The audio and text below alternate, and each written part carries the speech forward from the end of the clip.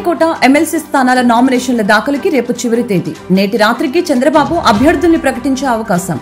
4 స్థానాల కోసం టీడీపీ ఆశావాహుల్లో తీవ్ర పోటీ.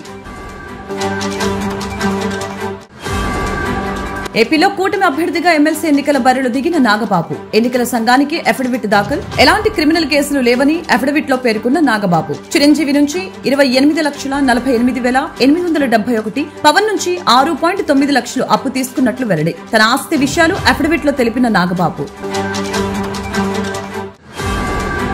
ముంబైలోని బోరివలి రైల్వే స్టేషన్ లో ఘటన. కదులుతున్న రైల్లో నుంచి దిగిన మహిళ. రైలు దిగుతూ పట్టాలపై పడిపోతున్న మహిళను కాపాడిన రైల్వే పోలీస్. రైలు కదులుతూ ఉండగా ఎక్కడం కానీ దిగడం కానీ చేయవద్దంటూ ప్రయాణికులకి రైల్వే శాఖ విజ్ఞప్తి.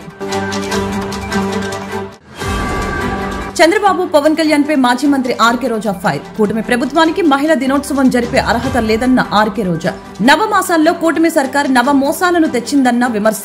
మహిళలకు ఇచ్చిన అన్ని హామీలను తుంగలో తొక్కారని రోజా ఫైర్. సిరియాలో అల్లర్లు. ప్రతీకార హత్యల్లో 1000 మందికి పైగా మృతి. పదవిచ్యుత అధ్యక్షులు బషర్ అసద్ మద్దతుదారులు ప్రభుత్వ బలగాలకి మధ్య భీకర పోరు. 745 మంది అమాయక పౌరులు బలైనట్లు చెప్పిన బ్రిటన్ మానవ హక్కుల సంస్థ.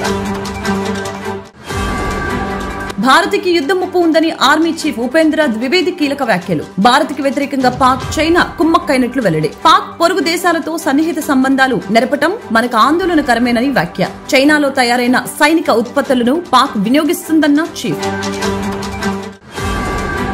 ఎస్ఎల్బీసీ ప్రమాదంలో చిక్కుకుపోయిన కార్మికుల ఆనవాళ్లను గుర్తించిన జాగిలాలు. సహాయక చర్యలో భాగంగా కేరళ నుంచి జాగిలాలు తెప్పించిన అధికారులు. నేటి సాయంత్రానికి కార్మికులను గుర్తించే అవకాశం. బంగారం అక్రమ రవాణా చేస్తూ పట్టుబడిన కన్నడ నటి రన్యారావు కేసులో కీలక పరిణామం. బంగారం అక్రమ రవాణా కేసుని టేకప్ చేసిన సిబిఐ. డిఆర్ఐ కస్టడీలో ఉన్న నటి రన్యారావు త్వరలో సిబిఐ అధికారుల అదుపులోకి. రన్యారావు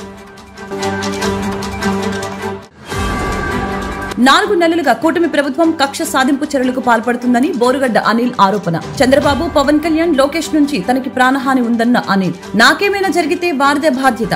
కంటతడి పెట్టుకుని వీడియో విడుదల చేసిన బోరుగడ్డ అనిల్. అమెరికాలోని న్యూయార్క్ సిటీలో కార్ చిచ్చు. లాంగ్ ఐలాండ్ లోని హోమ్ టన్స్ లో ఎగసిపడ్డ మంటలు ఆర్పేందుకు తీవ్రంగా శ్రమిస్తున్న అగ్నిమాపక సిబ్బంది దట్టమైన పొగ అలుముకోవడంతో పలు హైవేలను మూసివేసిన అధికారులు.